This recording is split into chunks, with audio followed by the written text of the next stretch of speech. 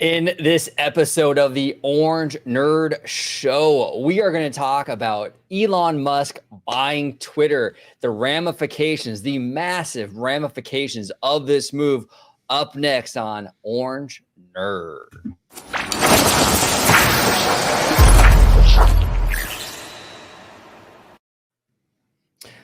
May I have your attention, please? Welcome aboard to the Orange Nerd Show.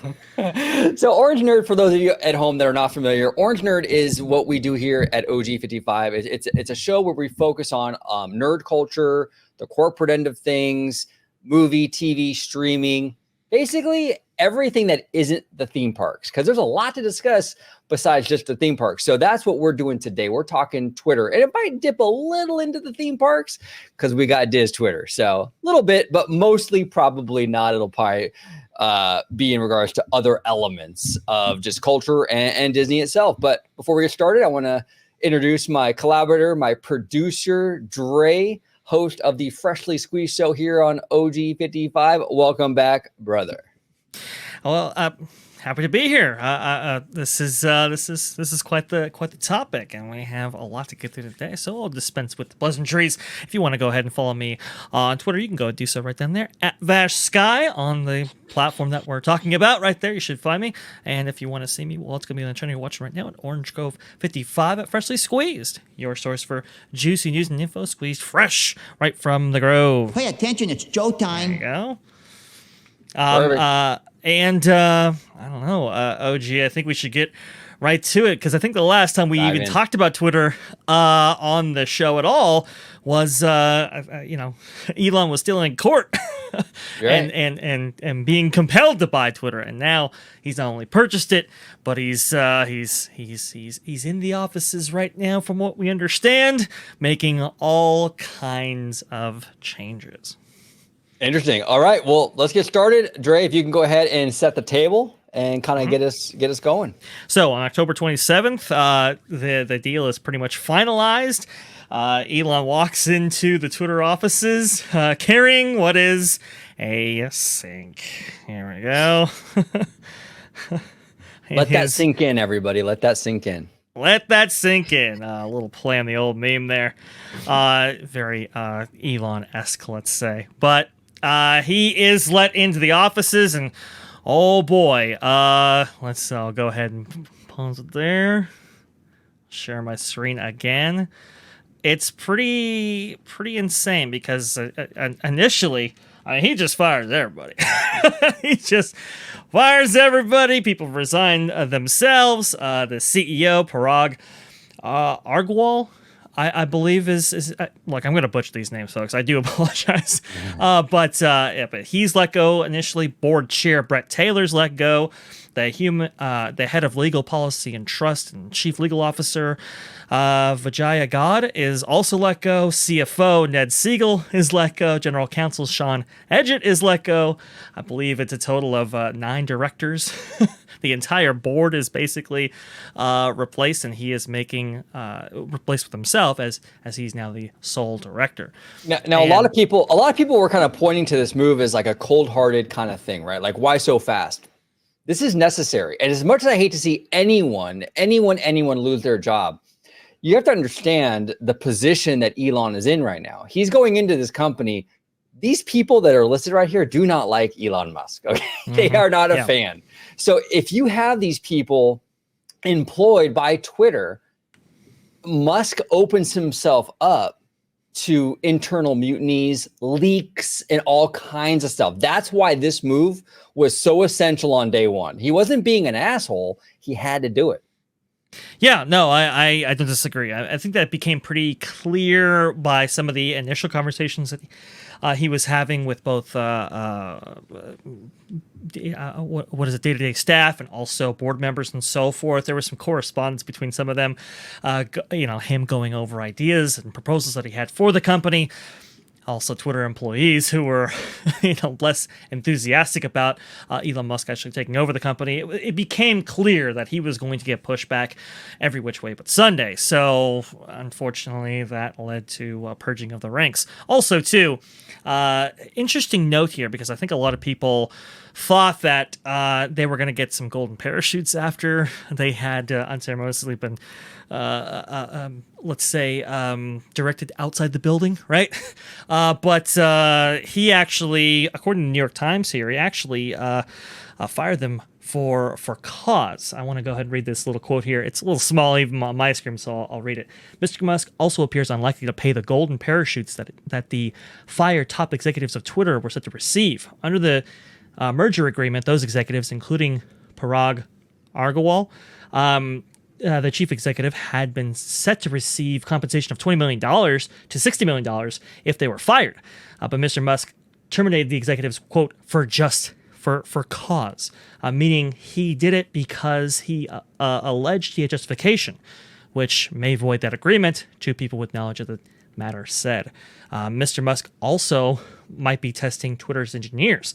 He and his team have assigned some of them projects to complete, three people with knowledge of the matter said. One project involved changes to Twitter's login screen, they said. Some engineers worked late into the night on Friday to complete the assignments. And apparently he's only giving them 7 days to do that. So these are some big changes right off the bat. Yep. With the remaining staff that he has there, it looks like there are assignments that he's placing on them to see whether or not they're up to the job of keeping their jobs, and seeing whether or not they can be they can fulfill Elon's vision for the company, which is, I will say, pretty ambitious. Yeah, no, it is. It is ambitious. And I kind of want to touch upon for a little bit the ramifications this has in regards to just culture in general, society. There has been, for the past few years, really, this thing that we know as cancel culture, right? And it's been pretty prevalent in society right now. People get canceled, and it's a serious thing. It's not just some people saying some mean things about you on social media. I mean, cancel culture affects people in real profound ways. I mean, you could lose your job. You're basically shunned from society in some cases. Really significant consequences, right? And if you notice with all these kind of examples of cancel culture, I mean, even with James Gunn, when he was getting canceled, so to speak, it always stemmed from Twitter. Like, you never heard people getting canceled on Facebook, right? It was always from Twitter. So with Elon buying Twitter and changing the way Twitter operates, look, if you're a leftist, progressive, Democrat, you can acknowledge there was a bias in that direction. Okay, it's okay to acknowledge that. Now, Elon comes in and saying, no, it's an equal playing field now. Okay, it's an equal playing field. That changes cancel culture completely.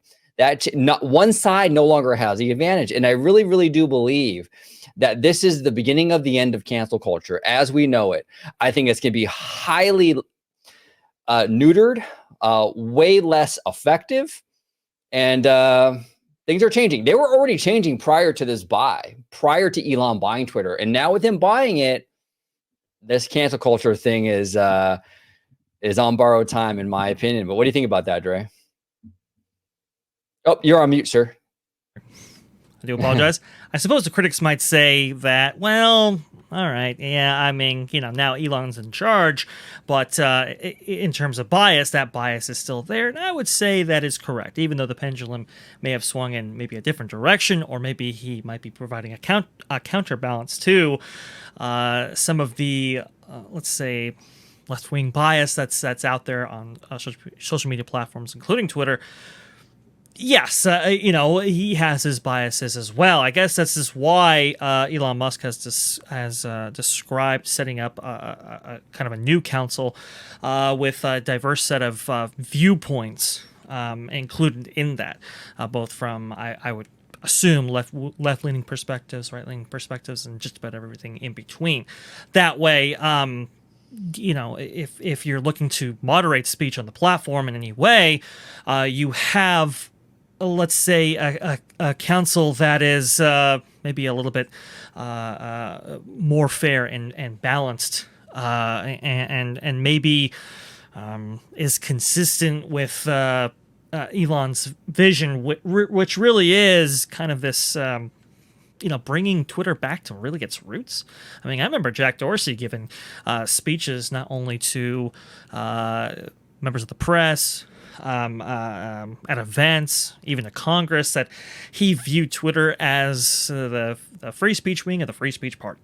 That's what he kind of envisioned it as. And I think even he would admit that it kind of got away from that a little bit. As the company went public, as other voices started to be included in the conversation, they kind of took it in a route that even he has now admitted that maybe that wasn't the right way to go. And the profound power that Twitter has is fascinating. I mean, yeah, Twitter is kind of critics have said that it lends itself to kind of this kind of gang pile culture, which plays into OG, what you were talking about with in terms of cancel culture, right? Because anybody takes a tweet, they retweet it to their maybe thousands or millions of followers, and now all of their followers are looking at it, and they can gang pile on that kind of thing. So Twitter has fostered that kind of a trend for a long, long time, and even recently. I mean that removing people off the platform is one thing, but what if you have political candidates who are running for office and you remove them right before the election, which actually happened as recently as a couple days ago? Apparently, the Secretary of State Republican candidate for Arizona, Mark Fincham, I guess, was banned on Monday, and then later that day he was restored, but he said, quote, "Twitter has blocked my account from speaking truth with 1 week until the election." And yeah, he is correct. The election is on November 8th. I guess this happened on Halloween on the 31st, if I have my dates correct in my head. So this was literally 8 days out, and he was banned for, I guess, a week. Apparently, he corresponded with I guess it was Jenna Ellis, who is notable in Trump circles, let's say, and saying, "Hey, what's going on here? How do you have a candidate running for office actually taking off the platform?" Again, people can view this as kind of an in-kind contribution. People can view this as manipulating of certain processes regarding the election. I mean, this stuff has these allegations have been made before. I guess Elon immediately said looking into it, and later that day he was restored. But it really tells you the profound power that Twitter actually had.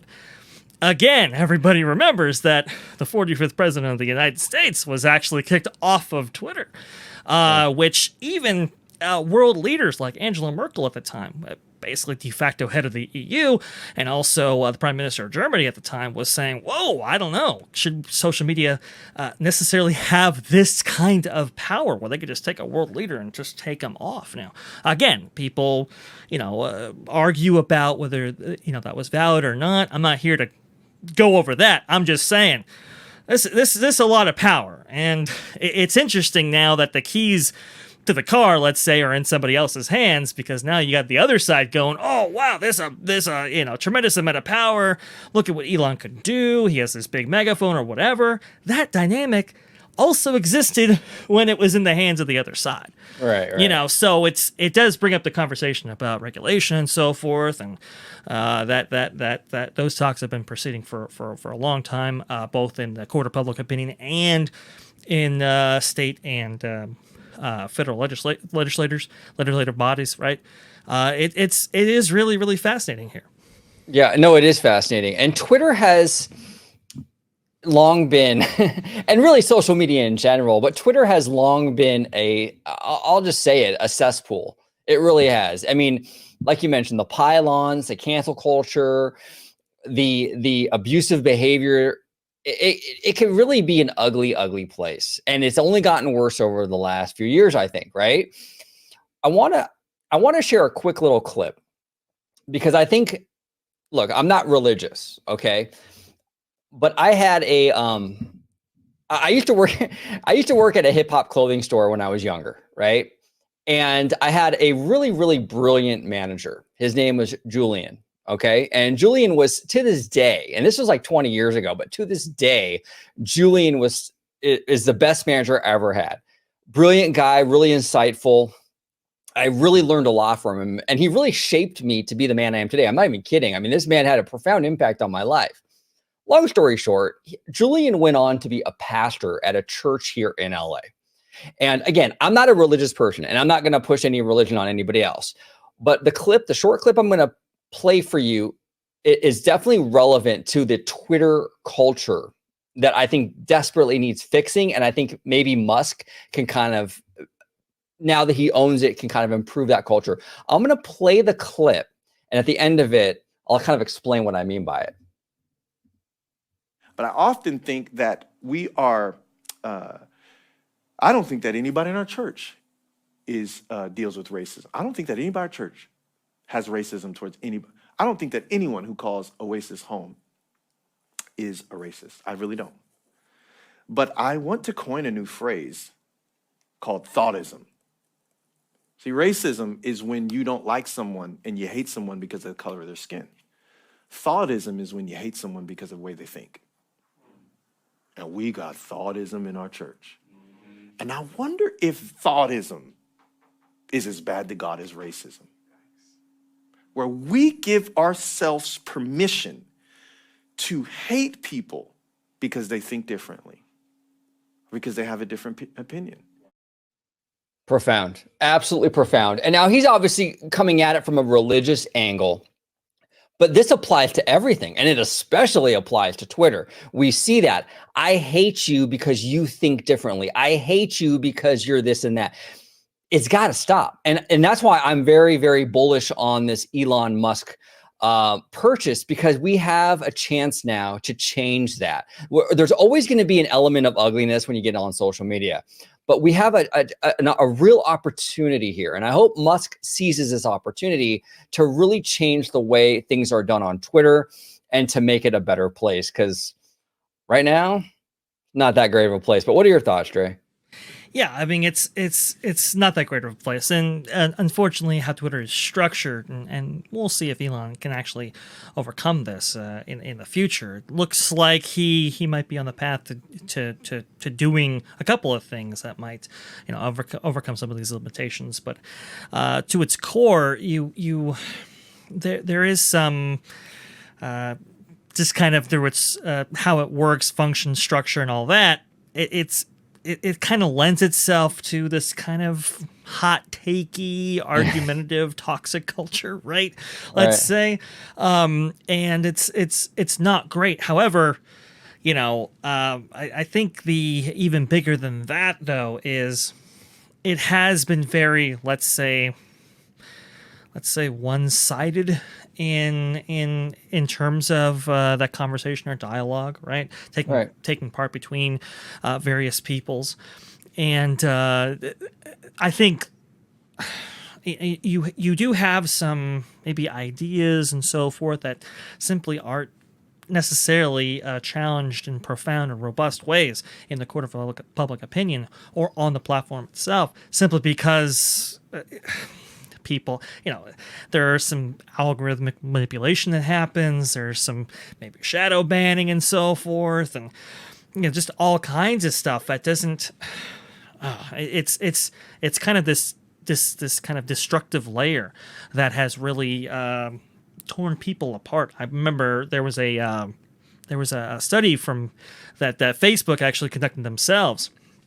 And I guess they ended it prematurely because they didn't necessarily like the results of it. But what they found was their algorithmic manipulation was actually causing people to kind of bifurcate, let's say, and create these kind of group thinky spaces, right, that are completely disconnected from the from outside conversations, so forth, and they were kind of tearing people up and all of that. They unfortunately, some of these social media platforms have had a profound impact in terms of the let's say the politicization that we're kind of all experiencing. And Twitter has really been at the tip of that spear, has really been at the forefront of that. Hopefully, Elon can tear down a little bit of that, and some of that toxicity that we speak of can end as a result. We'll see, though. This is quite fascinating. It has been kind of one-sided on that platform, and now that he wants to go ahead and moderate everything, it's going to have some profound impacts on the conversations actually taking place on the platform. Yeah, no, absolutely. It can be very, very interesting to see how that all pans out. Now, I do see that you have something for me to share, Dre, on the screen. Yes. There is a secondary goal here, however. It's not just about the free speech nature of Twitter. It's also Elon's kind of business mindset regarding Twitter. To be more specific, he actually wants to monetize the platform in ways that really we've not really seen before. And this is kind of the difference between the old leadership of Twitter and now the new leadership. Elon's very kind of business-minded, right? In a way that maybe the previous leadership was not. They were a little bit more, let's say, ideologically minded in their business practices and regarding Twitter, and that's just not simply the case. It's interesting. I wanted to go ahead and highlight a little bit of this. Let's see. This was, I guess, Zuby, who said this. Also, Twitter should find a way to compensate monetization partner with its top creators like every other social media app. A small percentage create all the high engagement content and keep the site active. Elon says, absolutely. And there's some breaking news on that monetization front, right? Because, and we've been talking about this privately for a little bit, some time now, and maybe talking about, hey, what if Twitter actually has like long form video content? Could we necessarily branch out and not just take the show from here and port it on to Rumble and give Rumble exclusives, but could we actually post our shows on Twitter if this comes to reality? I guess Elon was talking about the possibility of bringing long form video to the platform, and now I guess here it is. Elon Musk confirms that all users who subscribe to Twitter Blue for $8 a month will be verified. And again, this goes into another conversation here, but it's part of it, I assure you. Twitter's current lords and peasants system for who has or doesn't have a blue check mark is BS. Power to the people, blue for $8 a month. So this is a tweet from Elon Musk going over the new blue features. And embedded in here is the ability to post long video and audio, which is fascinating. But this also brings us to another conversation about the verification process, which has been in the news a little bit lately, and we've all kind of been wondering what is this going to actually entail. I guess there were some reports suggesting that it might be $20 a month. Now, I guess it looks like it's going to be $8 a month. He does say, however, price adjusted by country, proportionate to purchasing power parity. So kind of variable pricing, right? Which we've seen with Disney do, right? With Star in India versus Disney Plus in North America. Right, so that's, okay. But Elon goes on to say, and you mentioned Disney, but even this whole thing about paying for your blue check mark, you're paying for something that was previously free, which we've seen at Disney as well. And that kind of, and that's the thing though, like a lot of like fans don't get this, like these men, Bob Chapek, Elon Musk, name a successful person, any successful person, and they have this mindset, right? It's just fans get upset with it, but that's why these guys are so successful. They know how to do this. They know how to monetize and make money. And Elon is no different. And then Chapek, he's finding ways to make money off of this platform. Just like when Chapek got in, he was finding ways to do it with the parks. It sucks as fans have to pay for something that was previously free. But from a business perspective, it makes a lot of sense. But go on, sir. I do apologize. Honestly, it makes a lot of sense. Look, here's the thing. The verified blue check mark. I mean, there has been lots of controversy with that before. I guess Twitter previously had you. There was a submission process for blue check verification that I guess was disabled a few years ago, and then Twitter, I guess, it was like this almost what. It came out to be like this private club essentially where Right. you had to if you were verified, maybe you get your friend verified, all that kind of stuff. And again, it was just this weird kind of process. But this verification status, it was designed to be this kind of like, okay, look, nobody's going to impersonate you, right? Right. If you're verified, you're the actual person, right? But then it became this kind of, want to say OG, it was almost like the modern version of nobility. Right. Yeah. Right. Is that a way of saying it? I mean, Right. you just had this kind of private club, and you had people getting verified that are like, man, you only have, I have 1,000 followers, but you only have like 300. Why are you verified? I'm Right. not. And there may have been maybe an agenda with some of that stuff and all of that. It had been, let's say, corrupted, right? So Elon, being Elon, is like, okay, you want to go ahead and get your verification check mark? You want to keep it? Fine. We'll go ahead and do this for $8 a month. Now, I will say, he could even expand this out. What if the person had maybe this what is it, Twitter Blue, this verification status, right? But what if you go beyond that and you have maybe a corporate account? Maybe if you have like a Wendy's or a Burger King or a McDonald's, maybe you charge more for them and so forth. It's this has potential here. But he goes on. It says priority in replies, mentions, and search, which is essential to defeat spam/scam, ability to post long video and audio, which we'll get back to, half as many ads, and paywall bypass for publishers willing to work with us. It says here, this will also give Twitter a revenue stream to reward content creators. And just 10 minutes ago, he said this: there will be a secondary tag below the name for someone who is a public figure, which is already the case for politicians. Fascinating. Go ahead, OG.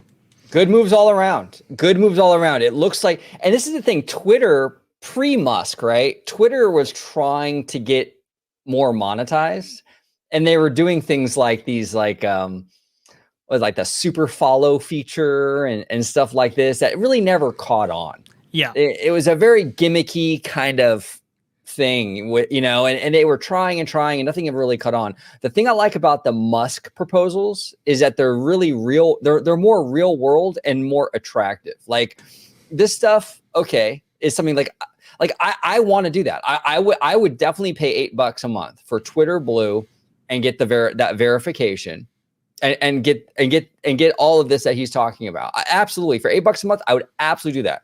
Now, mind you, the service for me currently is free, but I'm willing to pay a little more because look what you're getting, and you get that verification. I have no problem with that. I have no problem with that. This is a smart way to monetize this platform, and I think this is going to be hugely successful. I really, really do. He's even talking about bringing Vine back. Yeah. Oh, that's an interesting that's an interesting route to go there. Look, I'll say this. Hey, imagine, OG, imagine if we could take, the Orange Go 55 show and expand on the Twitter platform. I know, OG, you have a few followers. I do as well. To upload the shows directly to Twitter itself. That would bring our show potentially to a new audience and other content creators like us. It's kind of this fascinating thing, and that's only one aspect of this Twitter Blue for $8 a month. It's pretty good. That's not too bad. And content creators, journalists, and so forth. If assuming your job is socially connected or integrated with social media networks and is a profound part of your business, understandably, you can probably afford the $8 a month. It's probably a good business decision to make. I think it's a fascinating thing. I think it's actually a great thing. I know some people have their concerns about this, and we'll see how that conversation goes and what kind of points they bring up and so forth. Elon's even said with all of this stuff, he's like, hey, I might not get it right all the time. This is an evolving thing here. We've heard some CEOs of some major entertainment companies say something similar, right? We might not always get it right, but we'll work to evolve our strategy going forward on, as conditions require. So it's kind of this fascinating thing, but well, it does remind me again. It does remind me very much of like the consumer-driven kind of approach that Chapek has. You're seeing Elon get on social media, talking to like folks like Zuby and stuff, trying to get input as to what people want, what the consumer wants. It's that consumer thing, putting those feelers out. What do you guys want? What do you guys want? That's a Chapek move, And again, it comes back to that's what successful business people do. Love him or hate him, whether you hate Musk, you hate his guts, you don't like his personality, or you hate Chapek, bald man bad.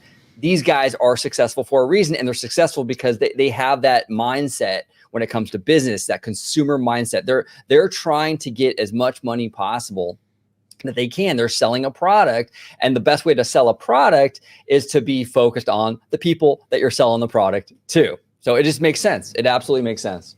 Yeah. And speaking of public opinion when it comes to Elon Musk himself, we actually have some polling on this, which is fascinating. Now, look, it's not necessarily official polling, right? These are some Twitter polls, but I wanted to go ahead and bring them to your attention because I think it's kind of fascinating to see.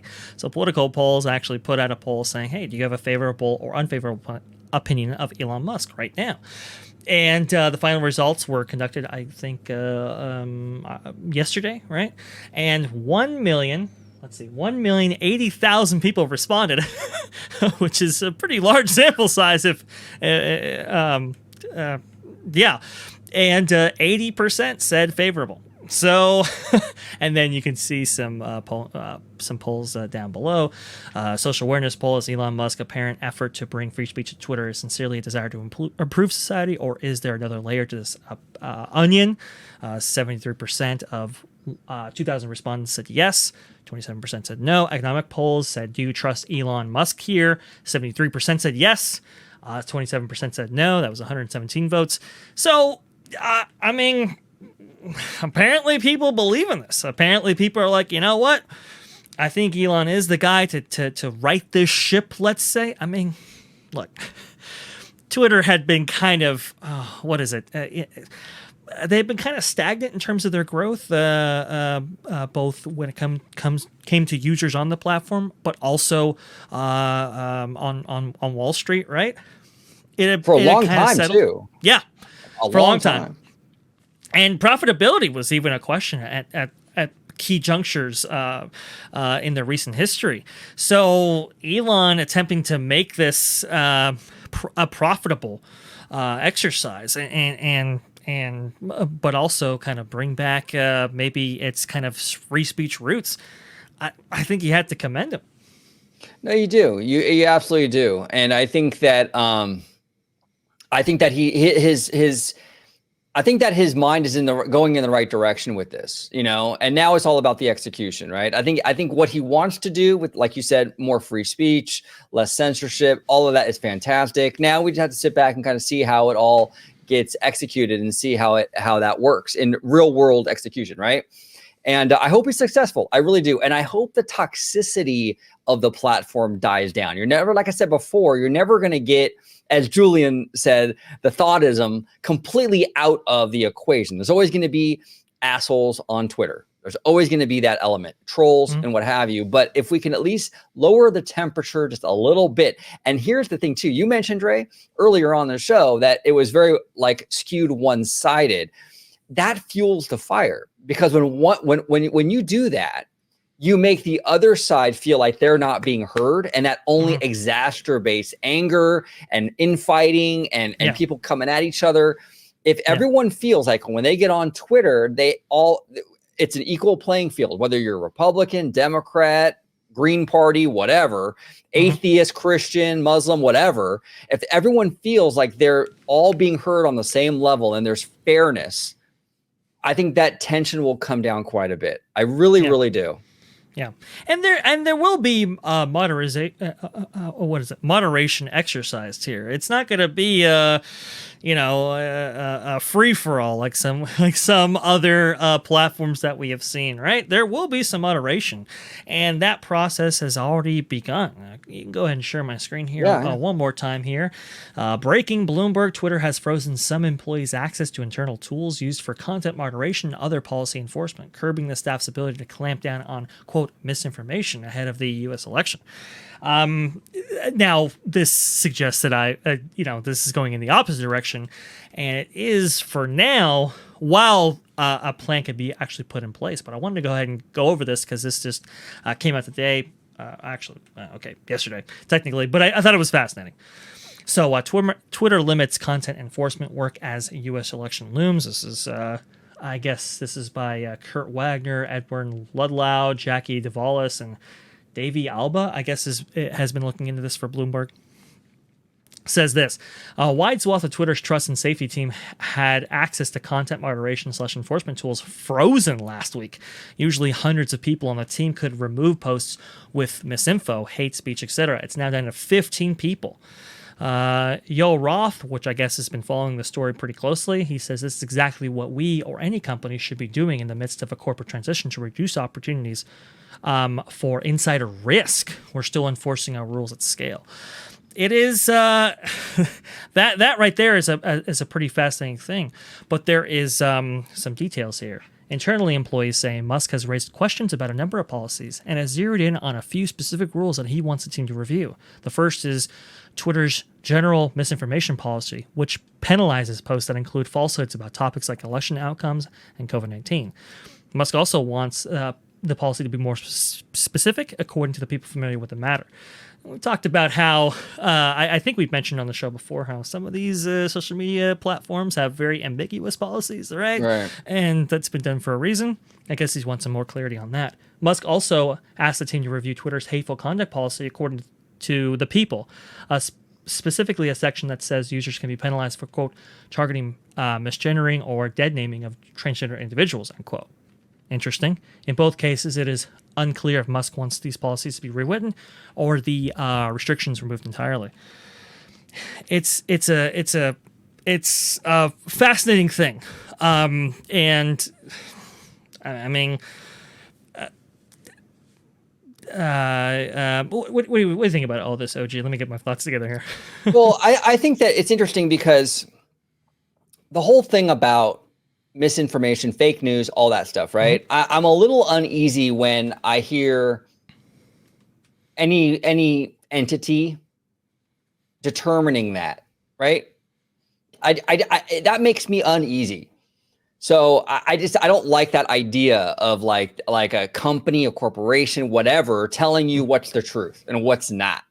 You know, I think that people should be able to say, obviously, you know, within reason, like within the law and with it, right? But they should be able to say, if they have an opinion on something, they should be able to say that opinion. And if you don't want to believe that person's opinion, that's fine. But I don't think it's like Twitter's job to go in there and say, no, you're fault. You're that's fake. We can't have that. We're gonna censor you. You know, if I want to say the sky is purple, I want to say the sky is neon green. I have a right to say the sky is neon green. Like, I shouldn't have a company like censoring me for that. Like, that doesn't, you know what I'm saying? So with this whole thing where it's like, okay, you know, we're going to go in there and like monitor this stuff. I don't know. I think that as long as it's not hurting anybody else, as long as it's within the parameters of the law, you should be able to have any opinion you want and you shouldn't be censored. And this whole notion of like, you know, like the war on fake news is just basically, to me, it's just giving permission to like silence people and censor them. And I don't agree with that.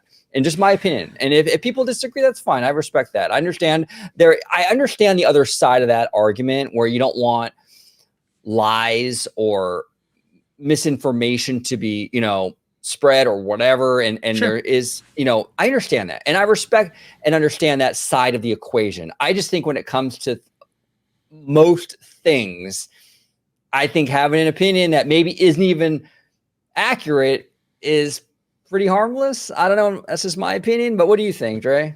Well, it's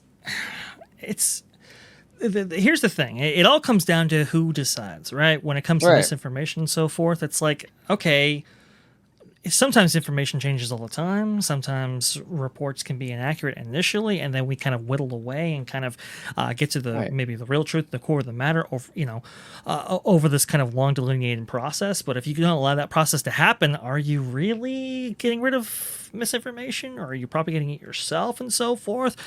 It's a really kind of a tricky thing. This is why the First Amendment was established by the founders, because they understood that this process to be very messy, and a choice was made whether or not speech was going to be heavily regulated or whether it wasn't. And the founders decided to not regulate it because, well, the court of public opinion, or the let's say the conversation on the public square would sort it out. And yes, it was going to be a very messy process, but it was much better than establishing some, I don't know, speech council that reviews this stuff and attempts to determine it itself.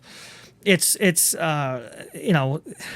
for robust dialogue is kind of a core value of Western democracies going back centuries. And if you attempt to,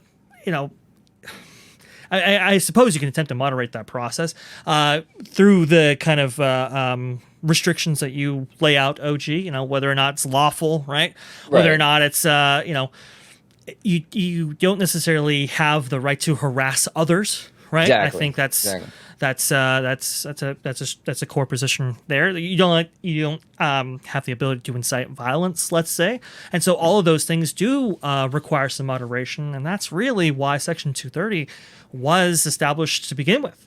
The story behind that is actually quite a fascinating one, which I will actually go ahead and play a clip that goes into that in time, but when it comes to this side of it. This is why Elon had to remove those people. This is why he had to take away their tools for right now in order to establish, I think, a moderation council that would go over some of these questions, go over some of this questionable content, and really determine from, with a large demographic and people in terms of ideological diversity, whether or not this constitutes any of those restricted things, or whether it is part of that free speech kind of a platform that Elon wants to go ahead and construct here. It's a fascinating thing because I know a lot of people are kind of uneasy about that. But again, if you restrict a voice, right, you don't necessarily get rid of misinformation altogether, and you don't necessarily stop that voice from being let's say from opening their mouths at all, right? You just maybe take that conversation underground so that those ideas maybe aren't challenged, and Right. vice versa, right? And you actually create extremism when you do that. So it's there are consequences to all these kind of things. Yeah, and I'm going to take off, and Dre's going to continue the party. But before I leave you guys and gals, a perfect example of that is Disney. I'm trying to tie this back to Disney, and I think this actually is very, very relevant to what you just said, Dre. Mm-hmm. For years, for decades, I mean, since the Michael Eisner era, Disney has tried to basically erase Song of the South. But in that whole process of trying to hide it, it's created almost like a mythology, a curiosity for it. And we're talking more about that movie today because of them trying to, erase it, so to speak. We're talking more about it today than we ever have. I mean, we just did a video with Lorena Creole about Splash Mountain and what have you. Mm-hmm. And a big part of that was that movie. And it's like, okay, this movie is from the 1930s or 40s, I believe. 40s. Mm-hmm. 40s. Otherwise, if there was no attempt to hide or erase this film, we wouldn't even be discussing it. It would would be irrelevant. It would be like bed knobs and broomsticks that no one fucking talks about, So there is an element of that, Dre. You're absolutely right. Where the more you try to suppress and hide, the more it kind of bubbles up, and that is a very interesting thing to think about. But I do have to go. the Barbara Streisand effect was created for a reason, right? Which I'll get Exactly. into. But go ahead, OG. You were saying Exactly. But Dre is going to continue. He's going to fly solo for a little bit and go over some more stuff in regard to this Elon Musk Twitter thing. Dre, thank you so much, brother. It was a fantastic conversation. Follow this guy on Twitter at VashSky. He is on Twitter now. He's well over 1,000. Next stop, 2,000. It took me like 9 years to get to 1,000. Well, we'll see if we can get to that 2,000 mark before some other platform replaces Twitter. We'll get there. But thank you so much for watching, and thank you, Dre. Dre, continue the party, and I'll talk to you guys later. Bye now. Yep. Thank you, OG. I really do appreciate it. But like I was saying there, the Barbara Streisand effect. It's quite interesting because that started out as, I guess some people took photos of, I think, Barbara Streisand's house, if I'm not mistaken, and she wanted to go ahead and have that removed from. I can't remember the story exactly, but she had it removed from some platform and then that blowing up, and now everybody knew where she lived. That kind of thing. I think that's what OG was kind of referring to, and he is correct. Look, even with Song of the South, right? I think a lot of people, and I've seen this a lot, where it's like, well, I've not seen the movie myself, but it is this or this, and it's like, well, wait a minute. If you've never seen it, how do you know whether or not it's any of these things? If you're simply, maybe regurgitating somebody else's opinion on it, who maybe themselves have never seen it and is relying on somebody else, well, yeah, that's what OG was talking about, how it kind of creates its own mythology throughout time because the source was actually suppressed. So these are instances in which, through this kind of maybe censorship, where these things can kind of go off the rails, and it's quite a profound thing. Again, this is a really kind of a hard question to tackle. I know Robert Barnes that you're seeing on there on the screen. They have actually both Viva and Barnes that you see on the screen here have actually outlined the rules for Rumble and the terms and conditions and so forth and content moderation practices on there in order to kind of establish a new way of actually doing this kind of moderation on these platforms. And I do actually recommend to everybody to check that out because it is kind of an interesting conversation. I think if you look up Tim Pool Viva Fry, I think you'll find the episode there of Tim Pool's show on there that goes into a lot of the kind of groundbreaking policies that they are trying to establish for the industry, Rumble for now. But it is quite fascinating to see how they're attempting to deal with this. But I want to go ahead and play this clip for you guys because I think it's fascinating. I think it's something that deals with Twitter very strongly. It deals with what we're kind of talking about, this kind of Section 230 that you may have heard about, but maybe not know a lot about it, and how that has affected maybe these social media platforms in ways that were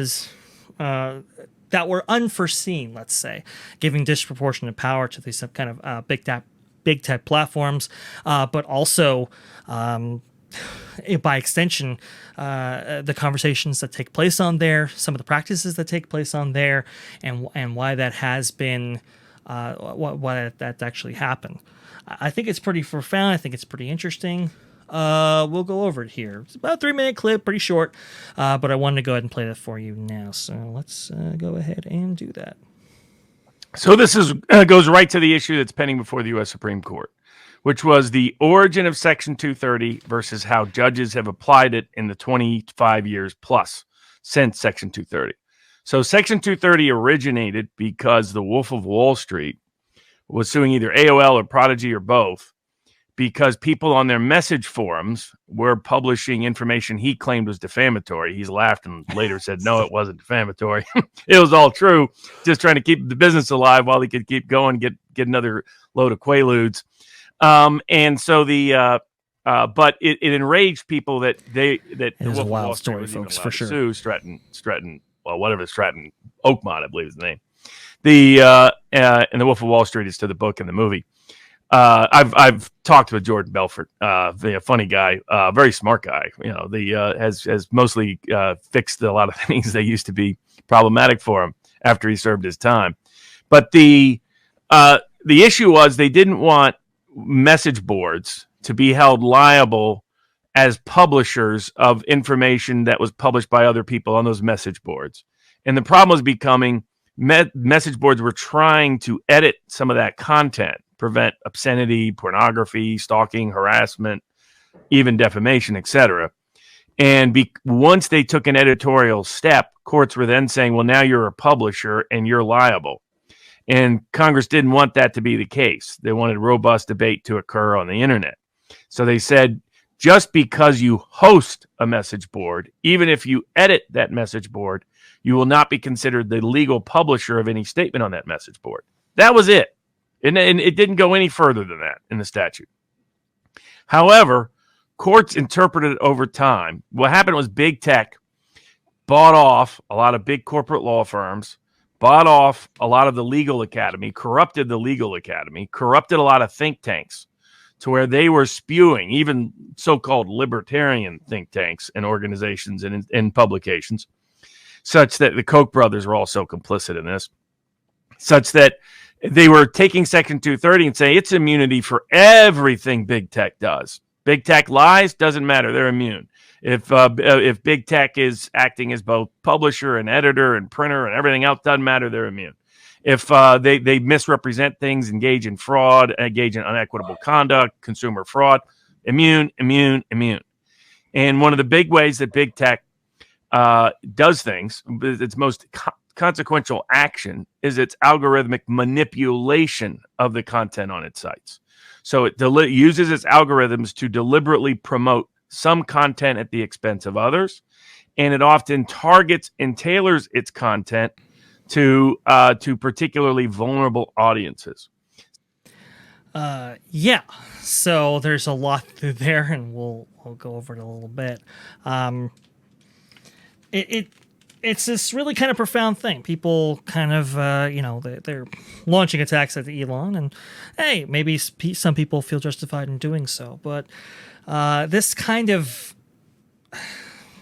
I think what they would call biased policymaking has existed on Twitter for some time. It's just, hey, maybe you weren't necessarily the victim of it because you were of another ideological perspective. But this has been happening for a while now. And as Barnes relayed right there, this kind of practice of algorithmic manipulation and so forth, it really has kind of destroyed a lot of the discourse that people used to have, but also too, you can see how this kind of process can be corrupted by maybe advancing certain messages or ideas or narratives, and taking others by the wayside and so forth. I think a lot of people have kind of been privy to that over the events of 2020 and so forth, and how maybe certain things were propped up, certain things were taken down. People were either shadow banned and all these kind of things, which Twitter has denied in Congress, but apparently those tools did exist, as we now have more evidence coming out about that. It's this kind of really, it's this it's not a good thing, let's say. And I think Elon coming in here and wanting to clean some of this stuff up and bring a little bit more, I think, trust back to the platform, this kind of commit through his commitment through free speech and so forth. Like I said, I can't necessarily be mad at the guy for doing that. I think a lot of people have felt that this is a long overdue, and that it will let's say, how do I want to word this? It'll maybe restore the ability to actually conversate on the platform, share ideas on the platform that maybe couldn't be shared before, maybe some that are frightening. Now, look, again, when that enters the realm of inciting violence, when it enters the realm of maybe even, I don't know, terroristic acts and so forth, again, maybe those aren't propagated. Also, there are some other things that we can probably think of that maybe shouldn't be shared and spread and so forth. But is for maybe some other things, maybe some things that maybe didn't, people maybe who felt that didn't have a voice. Man, maybe we give that back to them.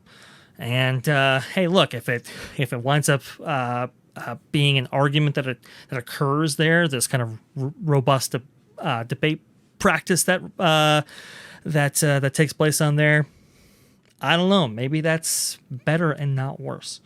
So anyway, some food for thought here. I know we're going on maybe 55 minutes here. It's a little bit long-winded, I know, but we really wanted to go ahead. I know OG and I, we really wanted to go ahead and bring this up because we deal with Twitter a lot. Obviously, you see even part of my name right there. We're on the platform quite a bit, and we have kind of noticed throughout the years of being kind of on Diz Twitter and interacting with other people how it really kind of has eroded the conversation, devolved into something that maybe it wasn't necessarily even just a few years ago. So Elon may be taking it back to maybe a platform that is a little bit more inclusive, actually, to use the term. Well, let's see where it goes before casting too much judgment. I think this is going to be a very kind of interesting process, and one that's going to be plagued with pitfalls, but also maybe is beneficial to the overall conversative health of the nation, let's say. Anyway, okay, I think that just about covers it. Again, we'll probably go into more of these conversations featuring Twitter as time goes on here. It does have its connections to Disney, as crazy as that might be. Again, Bob Iger even thought about purchasing Twitter when he was CEO of the Walt Disney Company and bringing that into the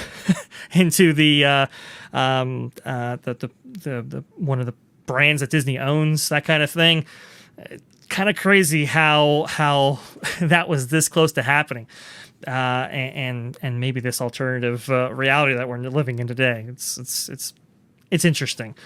Anyway, as more news comes out, we'll go into it. And like I said, this might have implications for not just Diz Twitter, which we interact with every single day, but it also might have implications for the channel you're watching right now. Again, we would love to post videos on Twitter if that were at all possible, in order to get maybe a more well-rounded conversation going. These discussions that we love that we love having. Wouldn't it be great if some of maybe our followers could see that content, through their timelines? Be kind of fascinating. Anyway, so just about wraps it up here. Thank you to my 57-minute crew here for watching. If you want to go ahead and find me, you can go ahead and find me on Twitter, ironically enough, right there at VashSky. Love having the robust discussion, as Christine Wastelands McCarthy would say. And if you want to see me, well, it's going to be on the channel you're watching right now at Orange Grove 55 at Freshly Squeezed, your source for juicy news and info squeezed fresh right from the Grove. Let's see. Here we go. But really nothing compares with a freshly squeezed. I do agree, Adam the Woo.